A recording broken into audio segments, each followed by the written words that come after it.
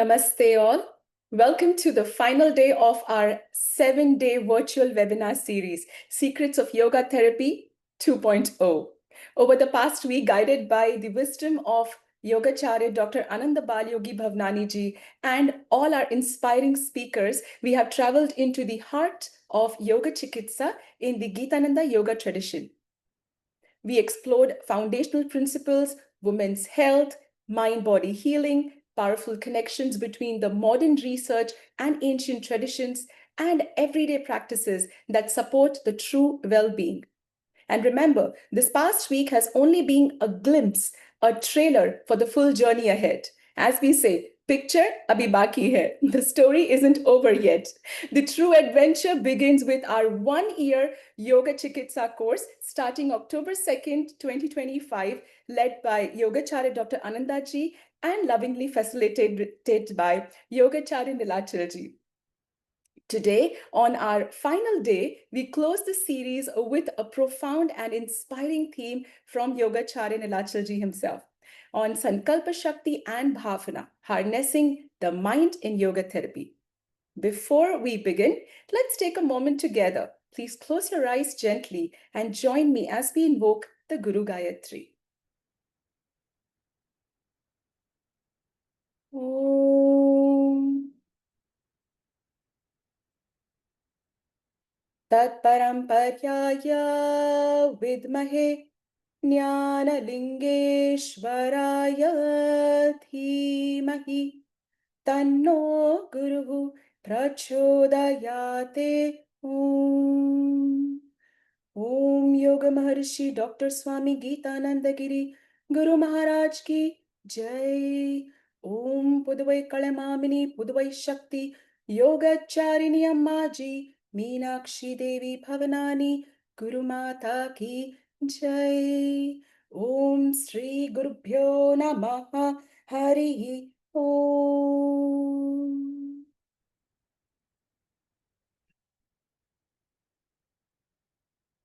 We are honored to welcome Yogacharya Nilachal Padmashanti ji, the research scholar at the School of Yoga Therapy, ISCM, Sri Balaji Vidyapeeth University in Puducherry. Nilachal ji has completed his BSc in Yogic Science and Psychology, MSc in Yogic Science and Holistic Health from Dev Sanskriti Vishwavidyalaya in Haridwar, where he was also trained in counseling, Indian psychology, and yogic philosophy. He is a former assistant professor in the Department of Yoga and Naturopathy at Sarla Birla University, Ranchi. And he's also the founder of Live Holistic Wellness. He has served as assistant coach with the Sports Authority of Jharkhand. A devoted practitioner and student of yoga, Nilachal ji has conducted numerous yoga camps, life management sessions, cultural exchanges, and international programs, including representing India in Lithuania. His works include translation of yoga text, research in yoga therapy, and publications in peer-reviewed journals. Currently, as a PhD research scholar in yoga therapy at SBV, his focus lies in exploring salutogenic and therapeutic dimensions of Yoga Chikitsa, integrating ancient wisdom with modern health challenges. Today, Yogacharya Nilachal Padmashanti ji will lead us on a powerful journey, as I mentioned, into the Sankalpa Shakti and Bhavana, using the mind strength in yoga therapy. As always, this webinar will be followed by a question and answer segment. So please feel free to type your queries into the chat or Q&A box, and we will do our best to address them all. So prepare to unlock the secrets with the most humble and compassionate being, Nilachal ji. Over to you. Thank you, Diyaji. Thank you for being in this journey. And thank you for helping me in all the possible situations, in good and bad, adverse and all. Thank you so much. And namaste, everyone. And as Diyaji was mentioning in the beginning, that this is the 7th day when we are experiencing the culmination of the secrets of yoga therapy. But at the same time, it is the beginning of something new that we have been not before when we have started this journey. And before going into the topic or the discussion, it's very important that what we have till now have achieved in these all 7 days, and we have experienced something that is very where it is present in all in our surroundings, but since somehow that we were neglecting or we were not aware of that. And for that awareness, we have this whole sessions of 7 weeks. So from the first day, if we see, we had the understanding of all the basic concepts, and from there we had all the diets, and our last sessions was the diet of dietetics in the Gitananda Yoga tradition. So these all concepts that we have learned till now, it's a boon that we are witnessing all these teachings. And just to give an understanding that, as Diyaji mentioned, that I had my bachelor's and master's in Dev Sanskriti Vishwavidyalaya. And I don't know whether it is a good thing or bad. Like during that time of my study, I wasn't aware of this very special, very spiritual tradition that we are witnessing today. So this was the intention that what I was not I was unaware of this tradition at that time. This should be known to most of the people at the best time they can have. So this was an effort, and this tradition has given a lot of teachings. This tradition has a lot of insights, lot of wisdom in various dimensions. And I'm very fortunate to have been a part of this tradition, and this whole journey. If I just try to just summarize, it is being a journey where we are like the fourfold awareness that we had been listening throughout these sessions, different sessions. We were listening to the awareness of the body, awareness of the emotions, awareness of the mind, awareness of the awareness itself, and awareness of how unaware we are. So all these things are very crucial, and has become a part of our life. And this is what we wanted to offer. And in today's session, that the Sankalpa Shakti and Bhavana, these two special components of this tradition, and specifically in the Yoga Chikitsa, I'm just going to give an basic understanding. And I have very limited understanding, although the wisdom is vast, enormous, and it is like limitless, you can say, because there is a book by Ammaji, where she has mentioned the bhavana in very dimension. If we go into the sankalpa, that is the part of the 12-point diagnostic systems, then we have a very detailed explanation of all those. So, with my limited understanding and with the experiences that I had till now, I have very limited time till now that I have been experiencing these teachings. And if I just go back, like from where I started from my the graduation or the last 10 years, if I see, there have been an experiences there where I have the understanding of the Sankalpa Shakti and the Bhavana, or the teachings of the Gitananda tradition, or the teachings in Yoga Chikitsa, where we can apply. So I will be just taking you through those journeys, and I will be talking more on those various aspects, where how it all started, and in between how the things came up initially, and how the practical experiences that I had, the failures that I experienced, and sometimes I had the experience of going after that, taking over the situations that were there. So I will be taking you in that journey, and just to start with that very small story of a beggar. The story's title is Namaste. I just wanted to say hello and wish you all the best for the session. So just Namaste, nice sir. to be here. We are on the way to Belur Mutt. So Anand is also here. Namaste, Namaste, Nilachal ji. Ananda ji. And all her team. Debayan is here, Satyaki is here, and Sarvista is here.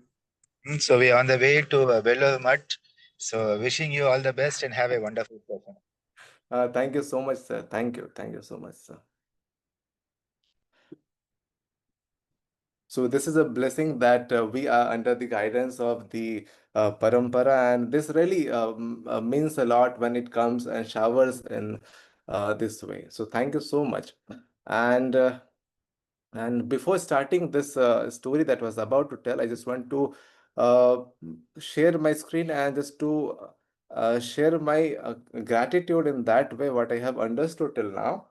And in this tradition that we have seen, that there are many mentors, many teachers you will see, and they are they are very good in their own field, but the humility they have, the experience they have, they share with their love, their understanding, and with all their efforts.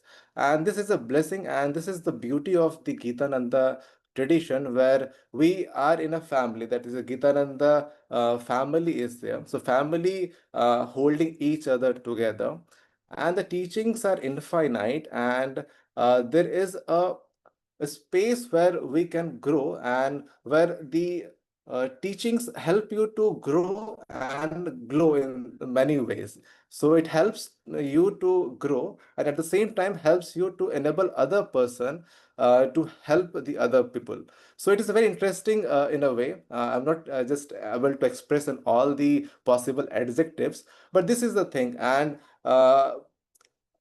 if you see, the background is always where the parampara, the rishi culture, the gurus are being there, and they're always showering. And if you see, the lineage holder Dr. Sir is there, and with him all the people are there. And it is the great fortunate to be for us, uh, that we are also a part of in this journey, and it is an privilege that we all were possible we were we it was very fortunate to be a part of this journey.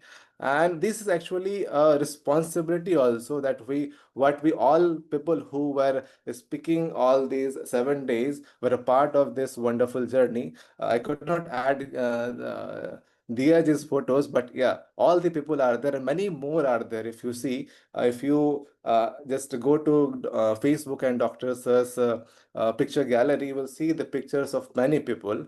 The faces may change, but the teachings always survive. The teachings always remains there. So this is the beauty of the Gitananda Yoga family, and it helps to grow in many dimensions, and the teachings are infinite. And the only thing I want to convey, that these teachings help us to grow in many dimensions. And when we're discussing with the Yoga Chikitsa, it gives enormous opportunities to deal opportunities, the tools, the philosophies, and many other aspects to treat the disease, to treat the ailments, or to treat the person. So it has a lot of things to offer. So coming back to the today's topic, and I was about to just mention one story, start with a story of a beggar. So the story is a beggar, a fortunate or unfortunate beggar, we will see later. So beggar was there. It is a very common, very renowned story also.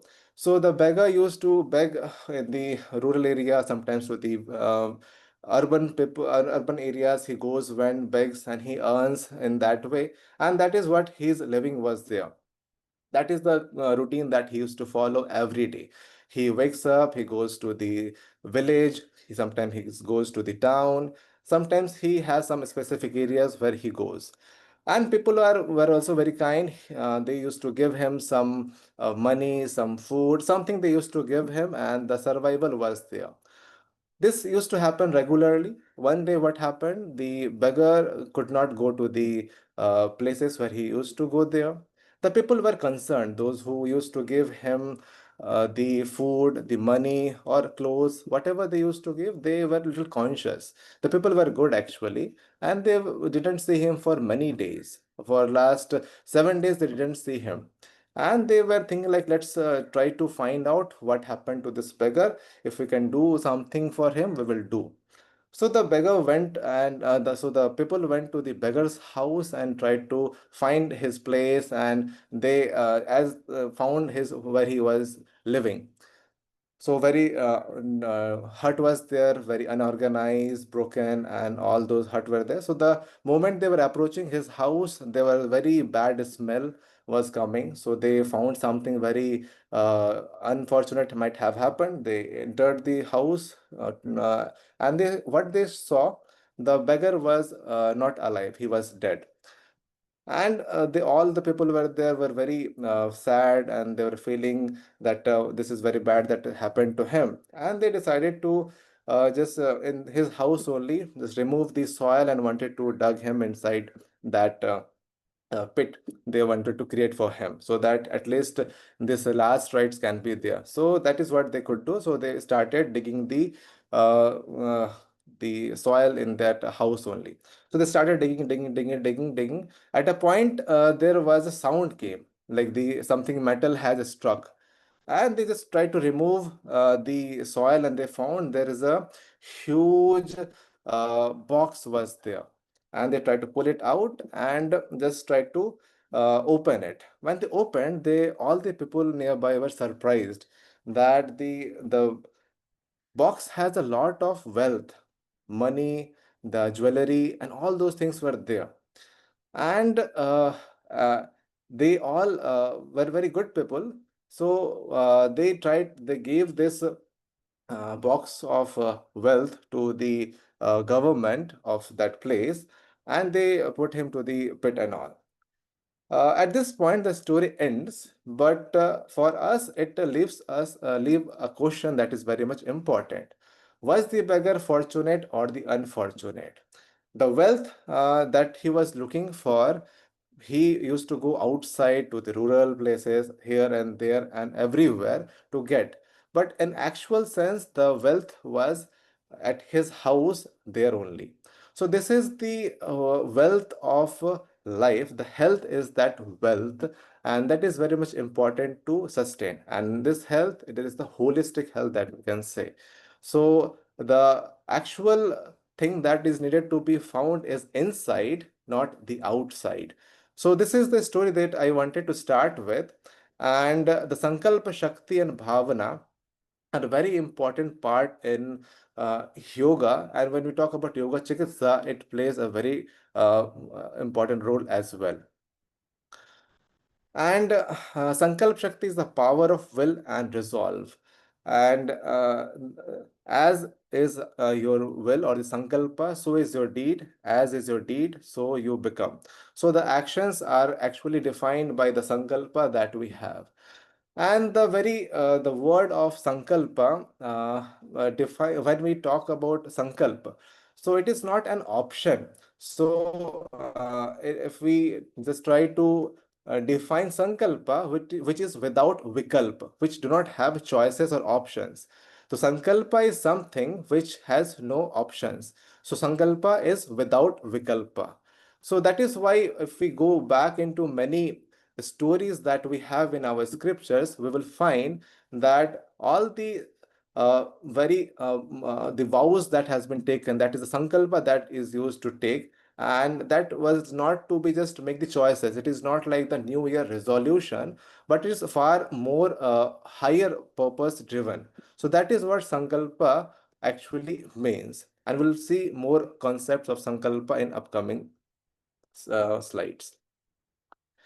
So, in the Brihad Aranak Upanishad, we have this concept like how the Sankalpa is there. And again, there is a story here that may help us to understand. The story is just to create it to understand what Sankalpa means, and why Sankalpa is important, why it is so much important that it is a part of this whole Yoga Chikitsa secrets of yoga therapy. And in Yoga Chikitsa, it is one of the very important part. If you see, we will see it later also, like where the Sankalpa is used in Yoga Chikitsa.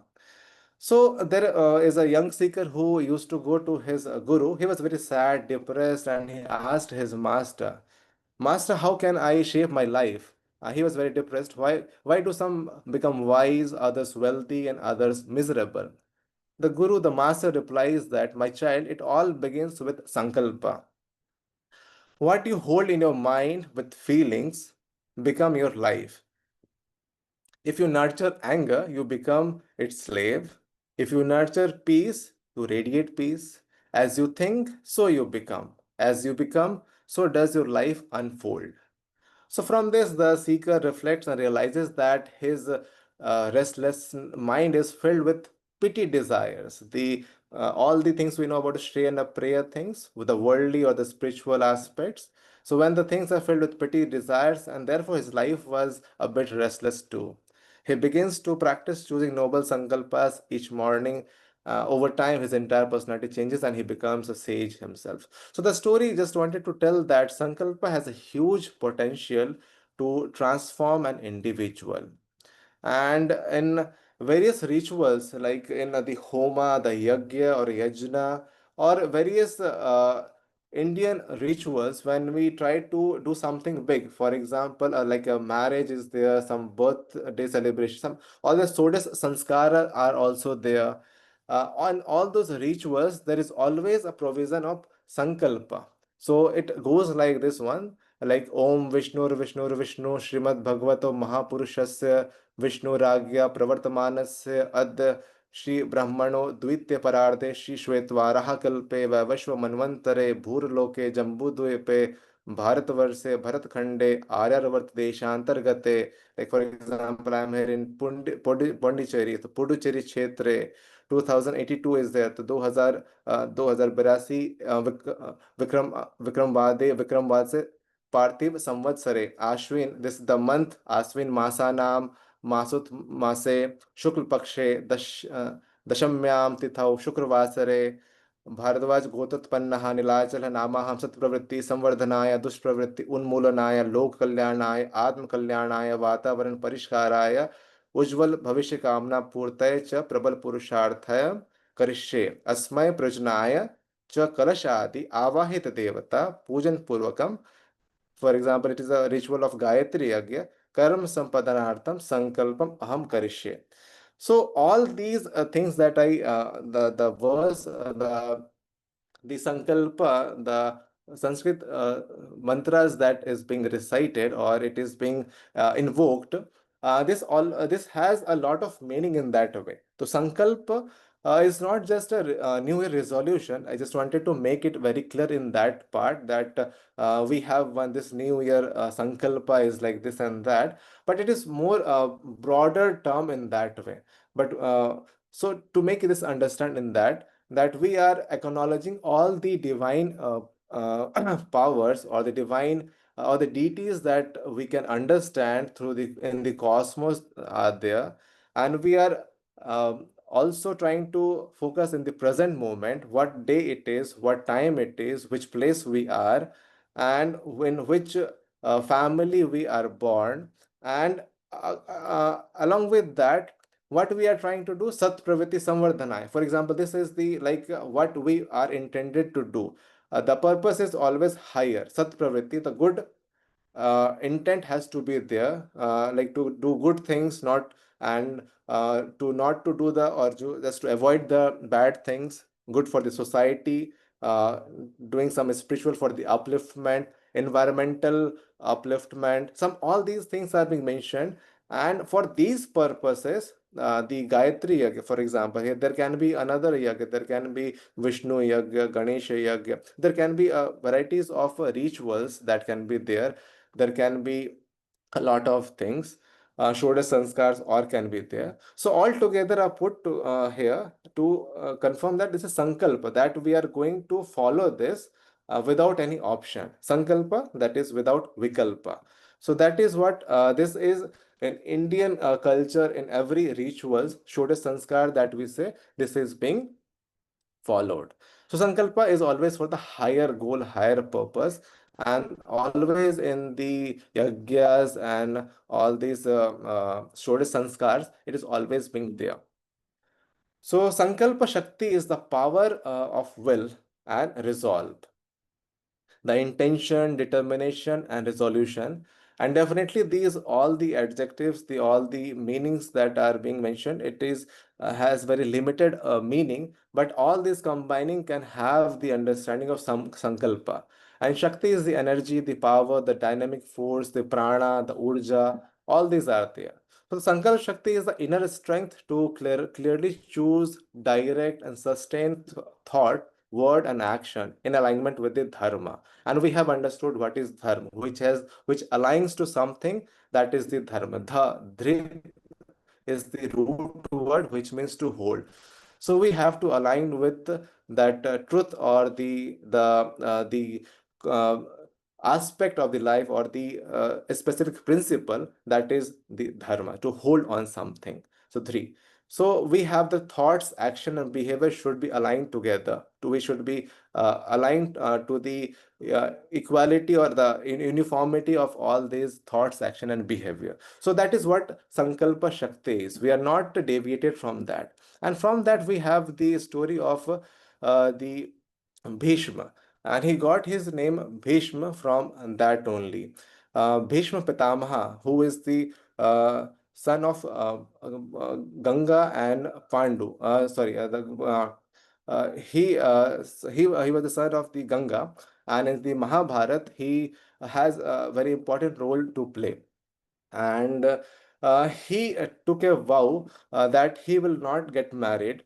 And his father Shantanu, if I'm correct, he wanted to his father uh, had he wanted to marry another woman. And there was a politics in the family that if he get married, if the Bhishma is also get married, he will have his children, and his children will get into the throne.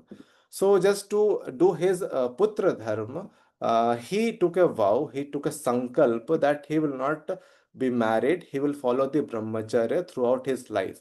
So that was the sankalp that he took at that time. So Bhishma Pitamaha. So that is one sankalp, that is one example that we can understand. Also, there we can understand this example of the sankalpa from Nachiketa's example. When his father told him to go to the god of death, the Yamacharya, or Yamaraj, he has stayed there for 3 days and 3 nights, and he was waiting for him to come, because his father told him so. So he decided to be there. He didn't say that he will come back and like that, but he was there. So that is also a type of sankalp that he followed at that time. Similarly, if we see in the Bhagavad Gita, it in Lord Krishna, Bhagwan Shri Krishna says, the yogi is one who has renounced all sankalpas. So here in the Bhagavad Gita, there is a different meaning, or different uh, aspects of the sankalpa is mentioned, which is the desires, where we have to renounce, or we have to just go off with all the desires. That is here sankalpa is being mentioned. And in this Gitananda yoga tradition, we have a very important uh, concept of different types of Shakti. So the power, the energy, if we see, the different types are there, and basically categorized into three. One is the Ichha Shakti, second is the Kriya Shakti, and Jnana Shakti.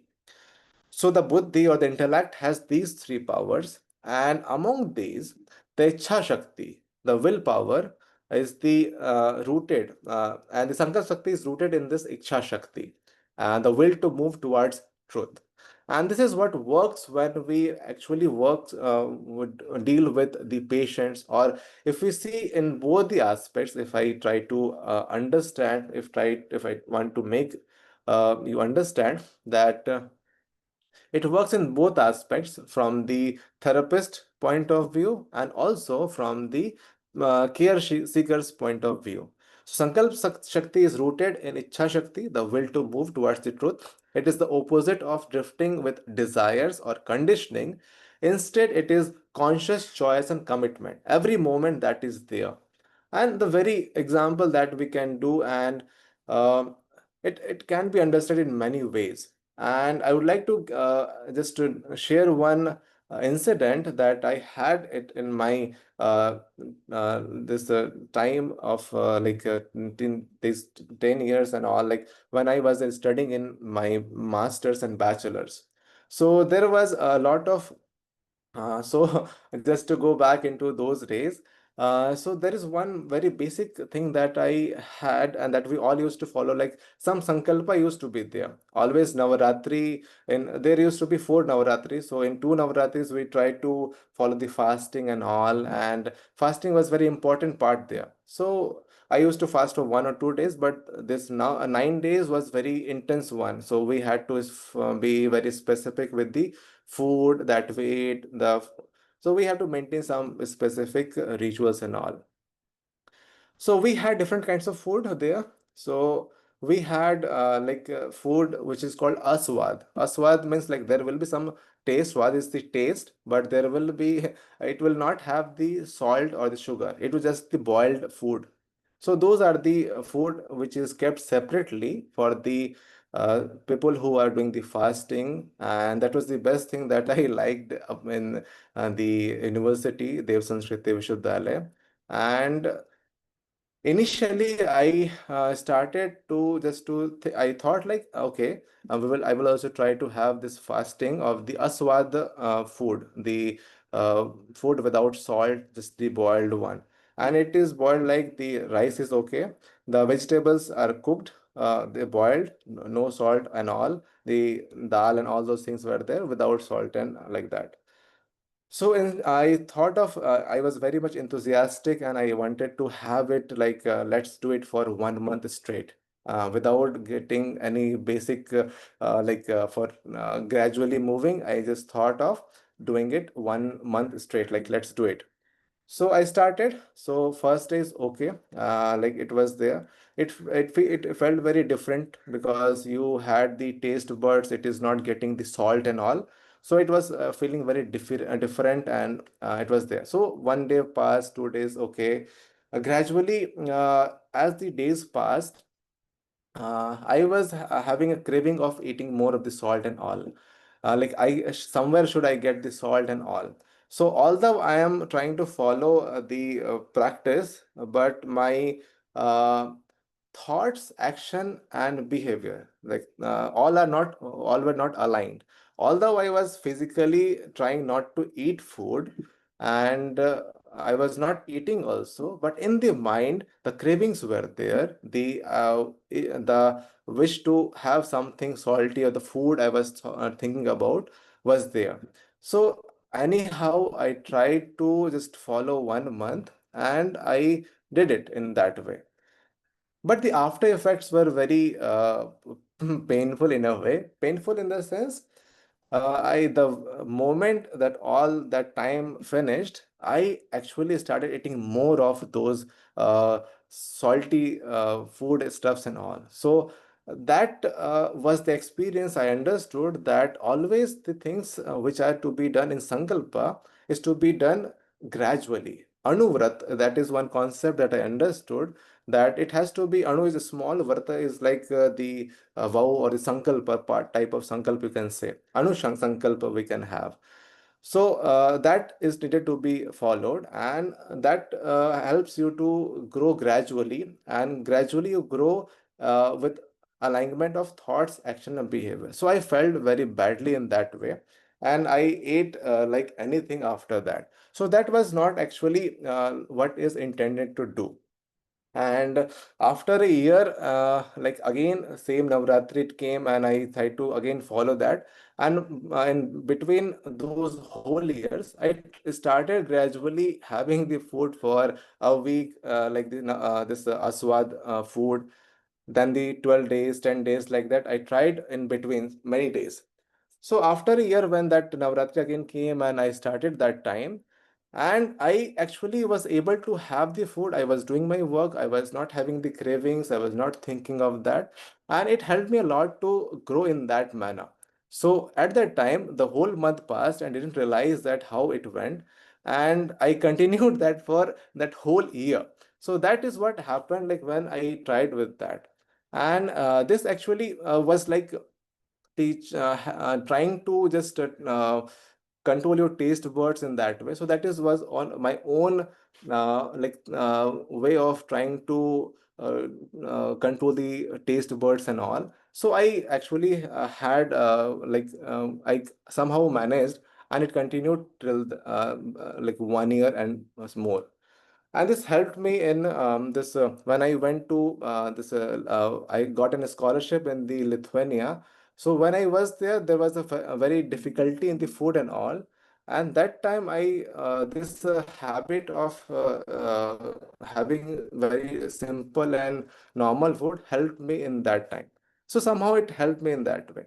So the thing which I wanted to point here is the Sankalpa should not be as such, which is very difficult to follow. It has to be something very gradually, step by step. And with the step by step, we like those who are listening now or will listen later, like step by step is the process. And in this tradition, when I joined, I had the opportunity to learn the teachings through the step by step corresponding course, and where there the teachings were being taught by Dr. Ananda sir, and it helped me a lot to learn. So step by step is very much important to go with the Sankalpa. And Ichha Shakti, the willpower, gradually develops with this gradual teaching or gradual understanding of the self, and with the basic practices gradually. So in the Gita Nanda Yoga tradition, we have a very important 12-point diagnostic tools. And I'm not going to go into details of these 12. The only thing I wanted to point here is the last part. If I just see, when we try to see a person, we have the Guna Pariksha, Dosh Pariksha, Vasana Pariksha, Prana Vayu Pariksha, Abhyasa Pariksha, Jiva Karma Pariksha, Chetana Pariksha, Vak Pariksha, Ahara Pariksha, Viparita Buddhi Pariksha, Jivita Vritti Pariksha, and last is the Sankalpa Pariksha. Yeah, six are there, but it is like all 12-point diagnostic system. So this is very important, where the Sankalp Pariksha is there, intention and willpower. And these are the 12 major methods of diagnosis given by Puja Swamiji, and these are very much important, and we follow this here in our patient care routine.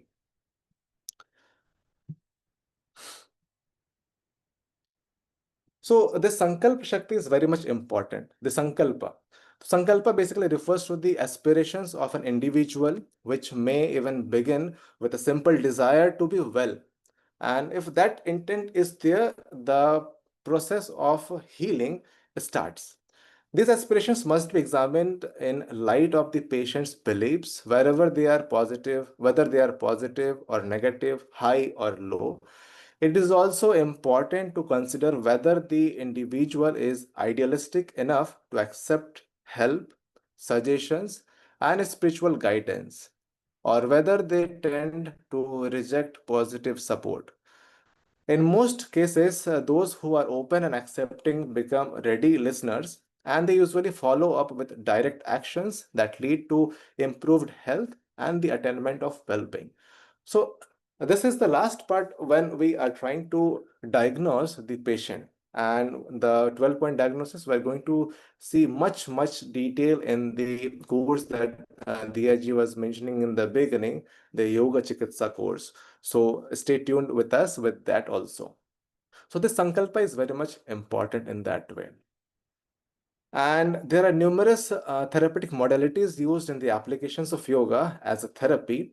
And Swamiji, when we go into this 12-point diagnostic systems, Swamiji has given 52 aspects of Yoga Chikitsa, where we try to see different dimensions and different aspects, how the person is there, how to treat, how to understand, how all the things are working for the individual. And these 52 aspects of Yoga Chikitsa helps the therapist and to understand the care seeker in a more holistic way. And there we can just go with the treatment or anything else that we are going to do. The four Chaturviho model that we always follow, the Heya, Hetu, Han, and Upaya. So here is the what is the problem, Hetu is the cause of the problem. Han is the what is the immediate relief or the requirement of the patient is what he or she wants in that scenario. And Upaya is the intervention that we need to give. So these all things come directly, can be understood in a very holistic way when we talk about, when we see all the 52 aspects of Yoga Chikitsa. So this is just a glimpse, like this is this Gitananda Chikitsa talks all about these aspects.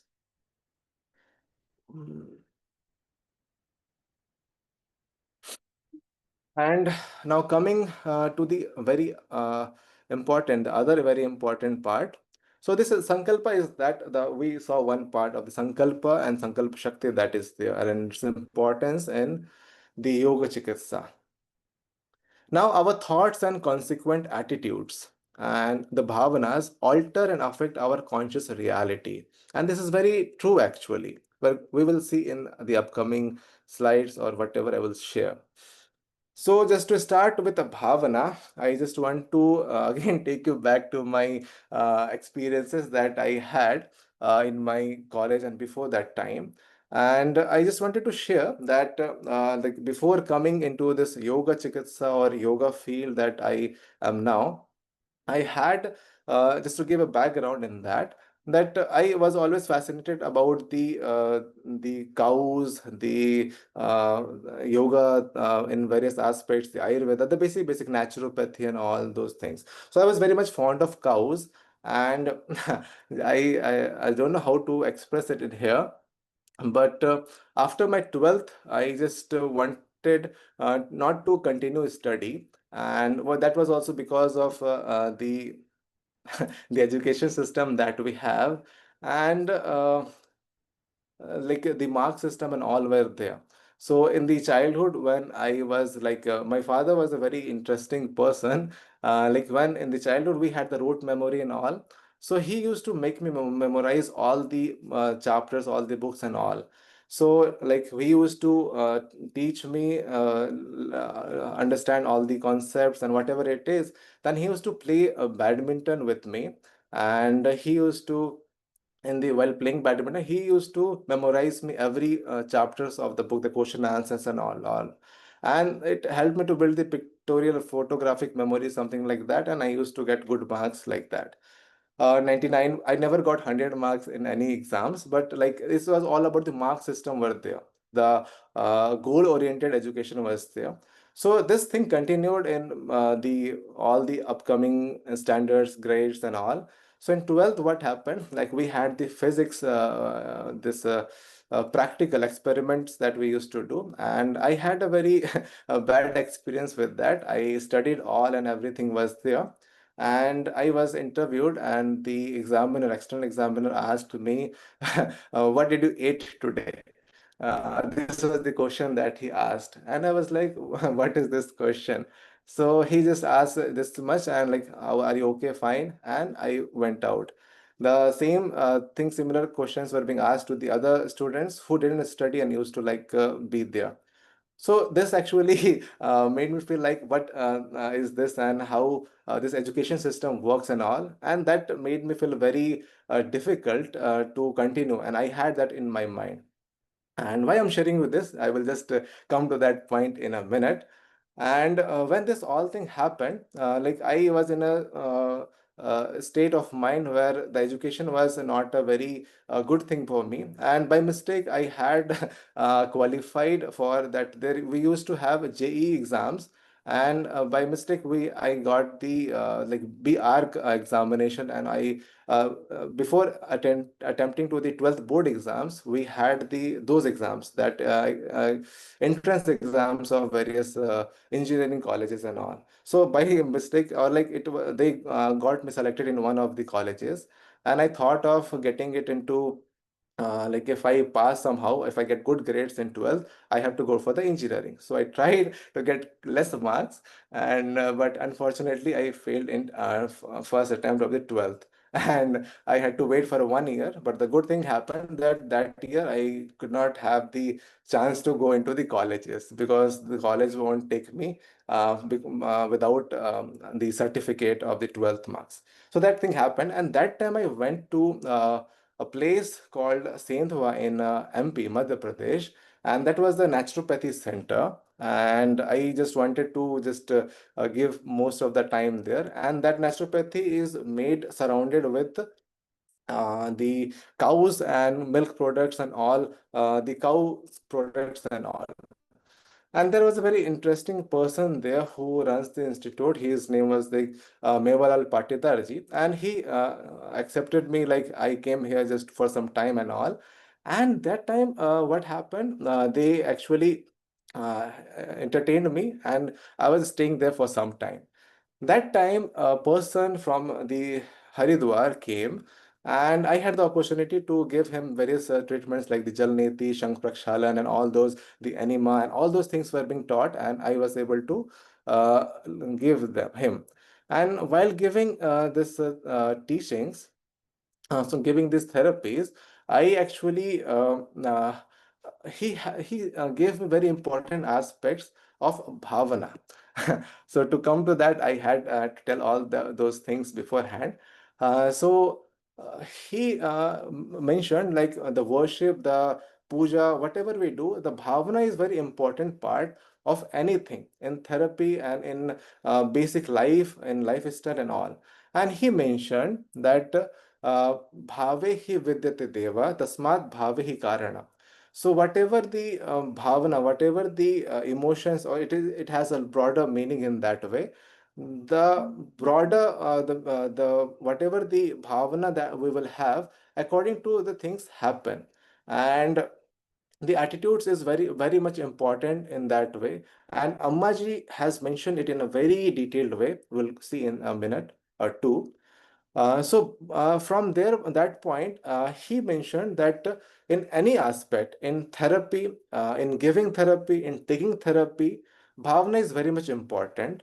And if the intention, the attitude, or the emotions, all these combinations like are good in with good intent, the therapy works. And he also mentioned that while rituals and every rituals, this is one of the very important aspect. If you don't have the good intention or the bhavana, the positive bhavana, then you're, although you know the mantras, you have the correct way of reciting it, all those things may be there, but it will not be fruitful. But you have a good bhavana, it will fruit you with all its results and outcomes. So this is very important in both the care seeker and for the caregivers.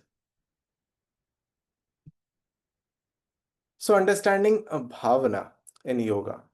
So bhavana literally means the cultivation, deliberately generating and training a wholesome mental emotional attitude. So as I was mentioning, we can see the bhavana in many dimensions. So it is the attitude. And if we see into the yogic text, we have a lot of meanings. In Yoga Sutras, we have a lot of mentioning of the Pratipaksha Bhavana. In Yoga Sutras, Bhavana appears in two clinically handy places. One where the four Chatur Bhavana are mentioned, Maitri, Karuna, Mudita, Upeksha, to steady the mind, and the Pratipaksha Bhavanam in 33rd verse of second chapter, cultivating the opposite wholesome thought where disturbed when disturbed by harmful or unhelpful thoughts are there.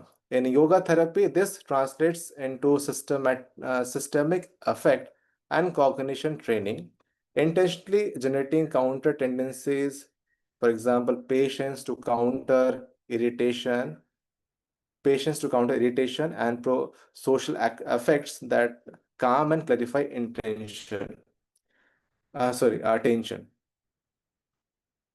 So this is mentioned in the Yoga Sutras, and also like if we see in, we'll see all those in a bit upcoming slides. So bhavana is emotion.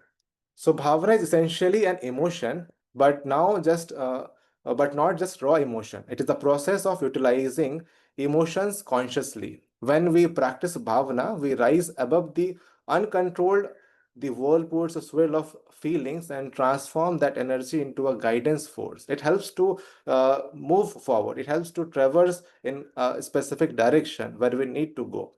Emotions are like the rocket fuel, and the powerful, intense, and full of energy. Left unguided, if left unguided, they can burn out or cause damage. But when directed with cortical focus or correct focus, our higher awareness, they can launch our consciousness into a higher orbit, just as the rocket fuel powers a satellite. This is the essence of Pratipaksh Bhavan. And emotions are fuel. Bhavana is conscious direction of that fuel for growth and transformation. So this is I took from Ammaji's book only, and we'll see that also in a minute. So this Pratipaksh Bhavan we all have heard, we understand in many aspects from doctors' lecture, and this is very important, and it is that's why it is called the key to life. If you have learned this only concept of Pratipaksh Bhavan, uh, or Pratipaksh Bhavana, you can sustain, you can live your life in a holistic manner. That is very much important. We can deal with a lot of situations in our life in a more happy, or you can say more healthy way. So Maharshi Patanjali, he teaches the Pratipaksh Bhavana, cultivating the contrary attitude. For example, it is not exactly how it says the like negative emotions arise. We don't like we have to bring the positive thing. It is very difficult. What doctors has mentioned in his recent lecture also, and that is more apt when he. I will share that in after some time to the mail or other sources, the medium. But this is not only like just removing the one emotion with the other. It is actually trying to get into that emotion. For example, when negative emotions arise, we don't suppress them. Instead, we redirect their power into positive channels. And the heart rate can be transformed into compassion, fear into courage, or anger into constructive resolve. This practice changes perceptions, and when perception changes, reality itself begins to shift. This Pratipaksha Bhavanam becomes a life transformative tool. Negative emotions are not to be denied, they are like wind energy. The same wind can power an entire city or destroy it. With awareness, the power of negative emotions is harnessed for a positive growth. And I still remember doctors are mentioning in Pratipaksha Bhavana the two both aspects. When you have something good happening, something bad happening with you, have the trying to get into the positive or the good aspects of the life, or the good in positive emotions or positive bhavana. But when something is happening good, try to think the negative aspects also of those things, so there will be a balance between the two. So that is very important and a very practical aspect of this pratipaksh bhavana. And Maharishi Patanjali ji has mentioned a lot of things in that, and we can go into on and on. And there's a whole series in Pratipaksh Bhavana by Dr. Sir, and the teachings in the Yoga Sutras, lessons and all. So I just try to give this very basic understanding that when Maharishi Patanjali directly addresses negative tendencies, that is the vitarka, such as violence. When such thoughts arise, one must apply the Pratipaksha Bhavana. This is essentially an ancient form of cognitive behavioral therapy, CBT, recognizing harmful thought patterns and consciously cultivating their opposites powered by emotions. And this is the sutra. And it teaches us to balance, and balance is very important in life. The yoga is balance. Samatvam yoga uchyate, yoga karmashu kaushalam. So there is a balance. Equanimity is the most important, indispensable part if we want to just to address. When facing badness, remember the good. When seeing goodness, remember the flaws. This is from the Dr. Sir's teachings. In darkness, find light. In light, acknowledge the shadow. This balance vision leads to samabhav, equanimity, the essence of yoga. And that is the actual yoga therapy that we actually try to implement in our life and in the patient's life as well.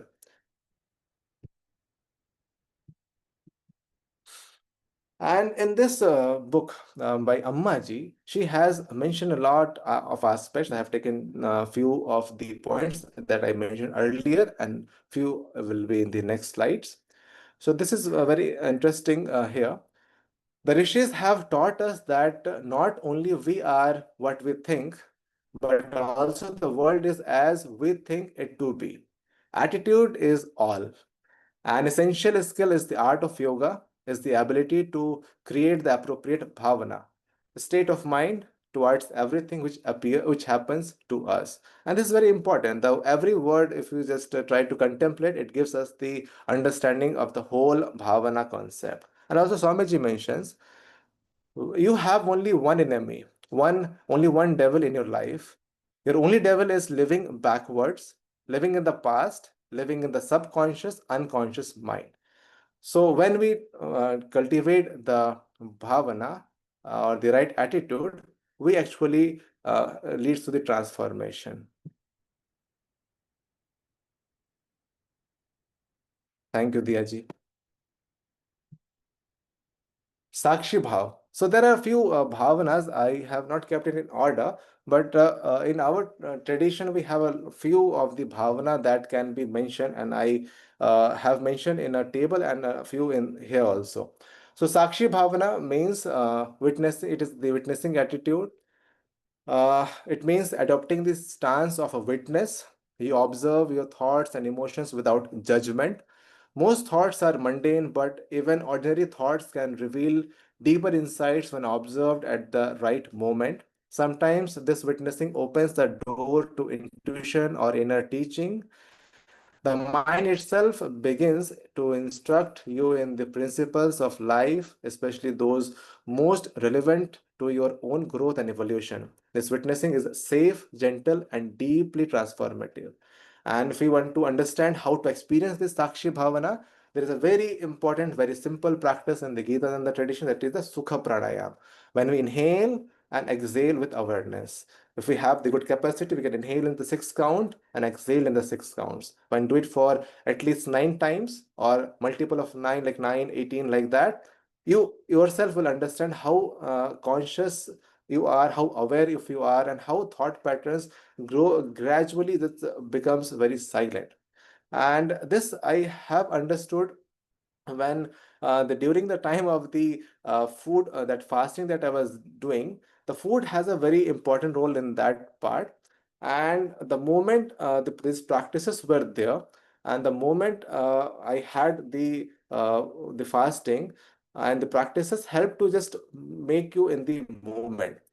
And during I actually like running a lot, and I used to run and long distances a lot. So I just tried to make do an one experiment with that.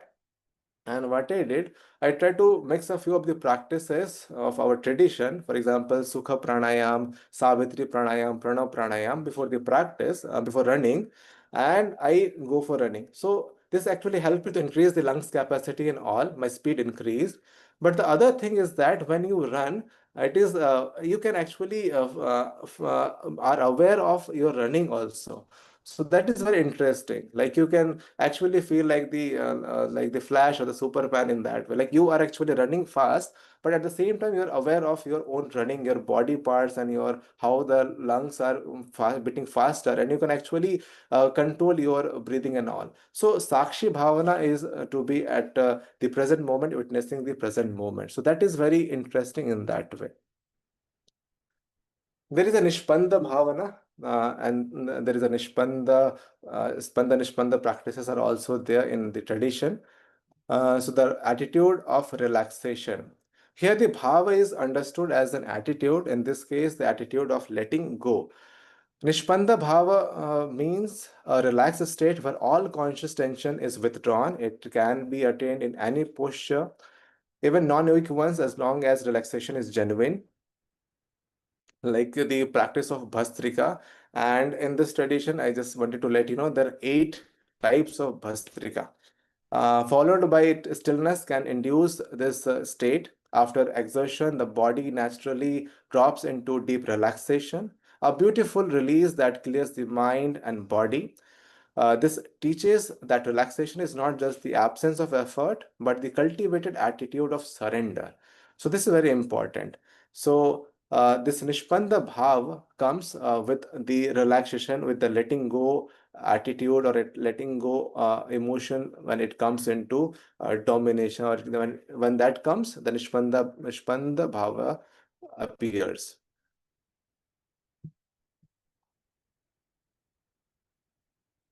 Another is the awareness and control of emotions. The secret to catch emotions quickly before they spiral out of the control. This is the awareness, and we have understood this awareness in many sessions before this, and allow only positive, constructive emotions to dominate. That is very much important. That we need to make a we need to make a surrounding with some bypassing gateways where the negative emotions can't enter. Allow only positive constructive emotions to dominate. This doesn't mean only like blindly blind positivity, but practicality should be there. It means recognizing the power of negative emotions and transforming it into through awareness. In psychology, there is a concept of defense mechanism. So in many defense mechanisms, there is a concept of sublimation, transforming of the energy that we have into something else. The energy concept, we know that energy can neither be created nor be destroyed. It can be changed from one form to the other.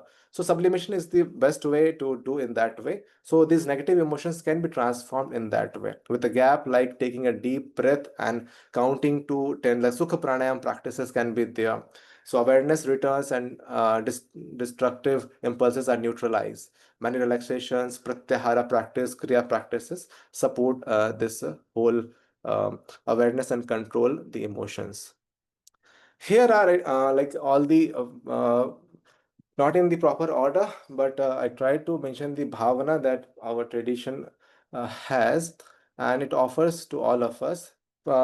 And also we also see it in the Chatur Bhavana of Maharishi Patanjali that he mentions.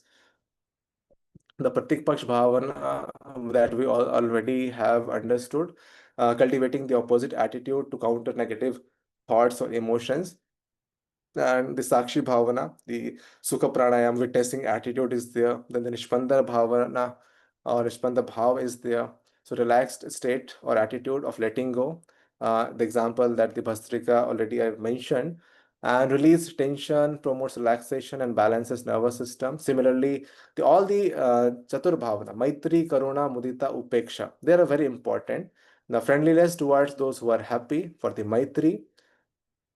Cultivate joy and friendliness when seeing someone succeed. Reduces envy, builds positive social bonds.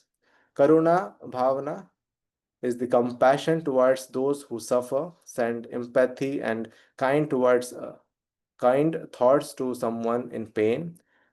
Enhances empathy, softens harshness, emotional balance. Mudita Bhavana, it is a joy towards the virtuous, celebrates others' goodness and achievements, fosters gratitude, counteracts jealousy, builds inspiration. Upeksha Bhavana, equanimity towards the wicked or the non virtuous, stay calm and neutral instead of reacting to others' negativity. Inner peace prevents emotional drain or stability. Now, the Samatva Bhavana, equanimity in all situations. Samatvam Yoga Uchyate, the verse that we all know. And yoga is all about it teaches. So it is to stay steady in success and failure alike. How it is mentioned in Bhagavad Gita, where Sthit Pragya, the state of Sthit Pragya is mentioned in that state of neutrality, state of steadiness in success and failure alike. This actually have therapeutic effects of the stress reduction, balance of personality and steadiness. Bhakti Bhavana, devotional cultivation and surrender. Surrender is the most important aspect where we are not able to manage things which are not in our control. And this offers daily actions as service to the divine or higher values. It softens the ego, develops humility, brings joy and connection. The Shanti Bhavana, the cultivation of peace. Visualize waves of peace flowing through oneself and radiating to all beings. The therapeutic effects it gives is the calms the nervous system, deep relaxation, promotes harmony. And last but not least, it is the Ananda Bhavana, cultivation of bliss and divine joy. And it is something like when we do meditate or we try to contemplate or on inner joy or the divine remembrance of blissful being. And this uplifts the mood, heals the sadness, aligned with the higher consciousness. So these are the few of the types of bhavana that is being mentioned. There are a lot more, but this is the something very common that I could mention in this session. And when we combine both Sankalpa Shakti and Bhavana, uh, I tried to generate a few images, but that could not be generated properly. So, a Sankalpa is often that we have seen is taken at the beginning of the sadhana, like planting a seed of intention in the fertile soil of the subconsciousness.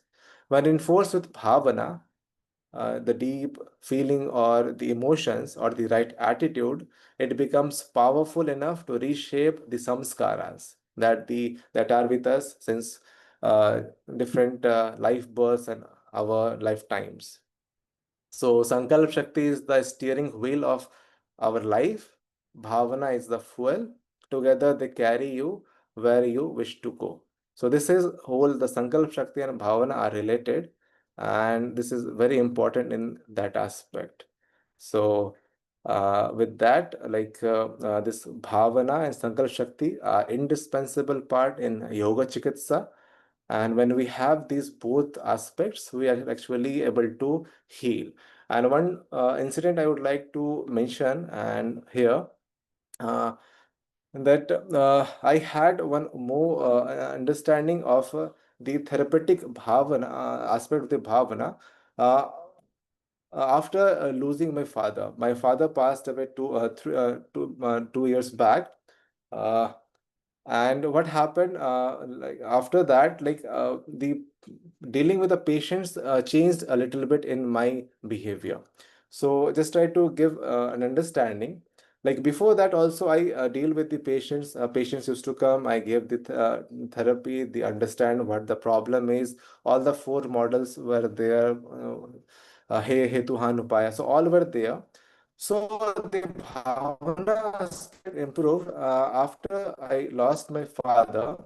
Uh, the moment I was dealing with the patients, we have here in the our institute the Rural Health Training Center. They are all the old age people, and all they come and they want to be healed. They want to be cured and all. So I had the understanding the after the this approach, I whenever I see any patients coming, I had the more empathetic or empathy with them. I can actually am able to understand their behavior more, the feeling in more, how the pain is there, the connections established more with them, and the practices are more. For example, there is a practice for back pain is the Setu Bandha Kriya. For Setu Bandh Kriya, for a person who's having a back pain, it is not easier to lift too high or like there. And there is a pelvic tilt movement also, like well, pushing, getting back to the ground, you need to push also. That actually gives a good relaxation to the lower back and helps in the relieving the back pain.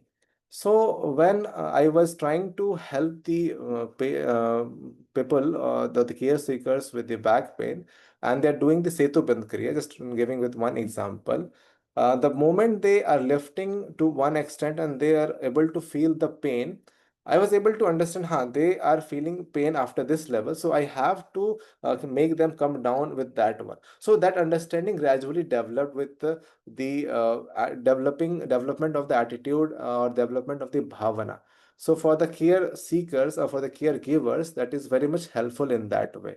So one becomes very good a therapist, or one becomes have one develops a good understanding of the yoga chikitsa when one develops the bhavana, the right attitude, or in these terms like how we are dealing with the patients and all. So this is very important part of understanding or the care seekers or the patients or the people who come for the therapy. So in Yoga Chikitsa, this is one of the traits that can be included for yoga therapist. So this is one of the very important aspects. Sankalpa Shakti and the Bhavana, both goes. And when we are able to build a rapport with the care seekers with that Bhavana right attitude, actually it helps to uh, make the dual a team, and that actually helps the to attain the objective. The only objective is to heal the person. And I have seen this with Dr. Meena ma'am in our department, that whenever the patients used to come, like she has a consultation and all those processes are to be followed, that like the 12-point diagnosis and all, she has the very good quality in building a rapport and with the patients, and patients also understands in that way. And the this rapport, when it develops, the half of the healing process automatically happens. And this is very important to learn. And this only happens when we cultivate a good intention, good attitude, or the bhavana, and also the sankalp shakti has to be there. We have to build our own sadhana in that way that we can help the other person. And when our own qualities are being improved, we are actually can help the care seekers to develop their sankalpa, or help their this attitude to get healed or get healed in that way. So that is very much important. So with these words, I like to conclude here, and thank you for patient listening. I think there are some questions here. Uh, yeah. So Ramesh, she is asking, Pranam to all. I want to know how to maintain patients record who coming in OPT from this record in future, how make useful in research point of view, and how to make benefits for future coming patients. Uh, Ramesh ji, this is like for each institutes, they have their own methods of maintaining the records. Here in our institute, we try with like for we have a case sheet where we actually two case sheets. For example, a person comes in the orthopedic department, they have a separate case sheet where they are being diagnosed or given the recommendation and referred to the yoga therapy department, ISCM, and we follow a specific record of where we have the 12-point diagnostic systems, where we try to do and try to understand the patient with uh, these 12-point analysis, and then we he hetu han upaya we try to give them. And this is completely up to you. The records, we have a record in our department where all the patients number, that specific number is there, that is being mentioned, and according to that is recorded. So that is the method that we follow. And if according to the understanding of your research, you can accordingly develop, for example, for back pain, that is one of my research, that is my research study. So I had the questionnaire system, we have the visual analog scale, we also try having the basic leg raising, the movements, movements, that how range of movements we need to check the muscles how they're working. So all these are when done, after that it is being recorded or documented in a specific document like that, and we make a records in that way. Like for example, ODI is one of the questionnaire, Oswestry Disability Index, which tells about different states of the person in standing, sitting, walking, and that can be maintained. So that whatever the scoring, whatever the score that we get, we just need to record somewhere where the parameters are being mentioned. So in that way, it can be maintained. And yes, for this, I will try to search. I think Diaji has shared. No, I think there will be some videos if there. I don't know. I have not seen also about the maintaining of the record. But if it is there, I will share. Mm, yeah. So I think, is there any questions, Diaji? No. Fine. Thank you, Nilachal ji. Really, the whole session was filled with Shantam and Anandam. I'm sure all the participants here will agree to that. So thank you for giving us your profound insights.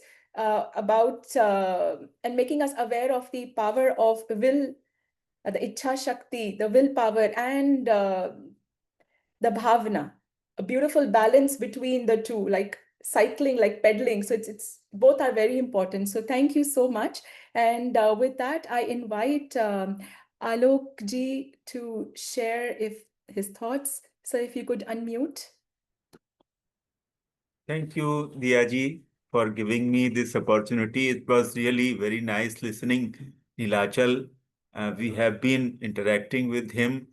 I was his, co-student when we were studying Mantralaya. It was all that Sankalpa Shakti and that Bhavana he expressed. And Dr. Sir says, if you are a good Yoga Chikitsak, your presence only heals. You don't have to do many things. And I was wondering how this can happen. But with the talk of Nilachal, when he explained the importance of Sankalpa and Bhavana, so with especially with the Bhavana, we can do that. If I'm empathetic to someone, my presence will obviously heal the ailing person. That is, what I could understand. And my reaction, my own personal reaction to this is that these are so nice attitudes, bhavana and sankalp, but not so easy to cultivate them. I wish there was some, kind of activity that if you, practice that, you will have that. So maybe this is not possible. This is only through your mental, toughness and the commitment we develop this kind of Sankalpa Shakti and Sadbhavana. It was really very nice. Thank you, Nilachal ji, for that. And I congratulate you for having such a good, talk. Thank you. Thank you, Alok ji. That was very beautiful. And I resonate. Bharata ji, would you like to share some of your thoughts? Yes, thank you. Thank you, Nilachal, for a wonderful presentation. A couple of observations. It's interesting that in humans are drawn to complexity. People think if something is simple and clear and basic, it's not as potent, and so we get distracted by complexity. But the power of Sankalpa, I love the way you expressed it, Nilachal, as the steering wheel of your life, and Bhavana as the fuel to get us to our goals, help us attain our goals. So important and so simple and clear, and yet people overlook it. In terms of cultivating that Bhavana, daily practice, daily pranayama, daily centering, daily practice going within. It cultivates that samatvam, that inner peace, and that balance and harmony. And in terms of bhavana, we see the teachings of the different categories of bhavana, of developing a relaxed state of letting go, of cultivation of peace.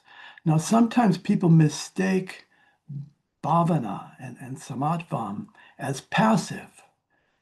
It's not passive. It brings us to a place of greater clarity there, whereby we can be more effective in our thinking, in our proactive actions in the world, in making a difference for others.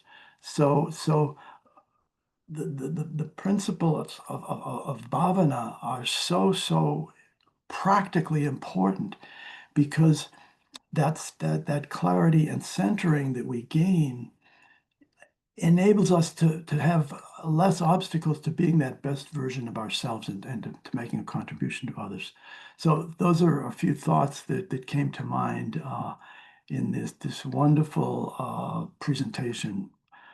Thank you, Nilachal. Thank you, Bharataji. I like that. I agree with that, with the thought that it's not passive, it's active. So thank you. It's really food for thought. We need to think more about it. Thank you. And we also have Yoga Tilakam Dr. Meena Ramnathan with us.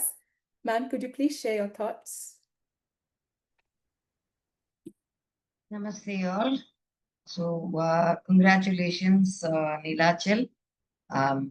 What was very striking to me when you were speaking was, the clarity.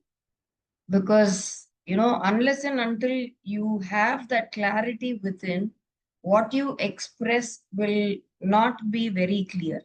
So that was really very striking, because any difficult concept could be made very easy if you are clear, and it could be easily explained so that the audience understands that.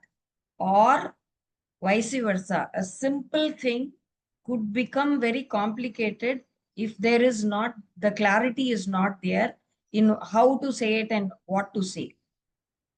You have brought in all this, the attitude, the bhavana, the sankalpa, how they can be reframed and how to establish that in that. It is really wonderful, because unless and until you have all this as a practice in your daily life, expressing it is not so easy. So wonderful, Nilachal. It's truly amazing the way you have brought this out, and wishing you the very best. Again, like I told for Garima, wishing you the best to become that, get that doctorate very soon, become Dr. Nilachal. Huh? All the very best. All the very best in life, in all your endeavors that you go ahead with. Good luck. Thank you, ma'am. Thank you so much. Thank you, Dr. Meena. Nilachal ji, could you please share with us more about the course that you are facilitating? Yes. With this 7 days of yoga therapy journey that we have led till now, and we are in this journey, and those many are watching the recordings and they're mentioning that they are enjoying that while in the recordings also, and they missed also the live sessions. So this is all about the Yoga Chikitsa course that is coming in next month, October 2nd. The timings will be announced soon. And on that day, we are just trying to inaugurate this session on the auspicious day of Vijayadashmi or Vidyarambham that we basically we do here. And all are invited here, all the Yoga Chikitsa, yoga aspirants. If you want to understand the basic understanding of Yoga Chikitsa, you're most welcome. Also, if you want to have clarity on how these yoga chikitsa concepts are done practically, experiences of many speakers, doctors will be taking most of the sessions, and as he mentioned, we have also a lot of experts from other fields also who will be helping us to understand the concepts of yoga chikitsa. So that is very fascinating, and that is very much interesting as well. And it will be a little bit intensive because we are focusing mainly on the Gitananda Yoga Chikitsa along with the all the uh, concepts that we have in yoga therapy. that we have understood in by now. Like I have done my bachelor's and master's, and we had the Yoga Chikitsa, Yoga Therapy lessons, the chapter, the curriculum, and all. So covering all those also we are trying to have, and it has been collaborated with Indian Yoga Association. So those whoever will be joining will be getting Yoga Chikitsa Sahayaka certification as well, along with the ICYER certification, along with Live Holistic certification. And in case you are able to make it to Pondicherry in the residentials, there are 2 residentials of 10 days. And any one of the residentials you can make it, we can have a live practical sessions in our department as well, where we'll be dealing with the patients. And this is all basically built to understand the cultural aspects, culturally appropriate way of dealing the yoga chikitsa, because there are a lot of yoga chikitsa, yoga therapy concepts are there. When it is with the tradition, it is good. When it is not, there are a lot of loopholes are there. And with doctors, it has been taken care of that this cultural appreciation should be there. It should be rooted with cultural aspects of yoga. Along with that, yoga chikitsa concepts of Gita Nanda Yoga tradition that I mentioned, like 52 areas, 52 aspects are there to understand one's whole health, and that can't be understood in just a session. So it's a whole 52 weeks course, so 1 year course, and it is more experiential. If you want to really learn yoga chikitsa in a practical manner, you're most welcome. If you have just began the yoga journey, yoga therapy journey, then also you're most welcome. And this whole concepts with yoga, with the philosophy, yoga as a philosophy, science, and art, it has been combined. And with the blessings of the Guru Parampara, Rishi Culture, Ashtanga Yoga, these all teachings are being given and will be shared with you all. So you all are most welcome. And for any further details you want to know, you can reach to me. The email and all IDs, email IDs and contact details are with you. I have been mailing with you all, and I will share the details again through mail. And if you have any queries, please reach to us. Namaste.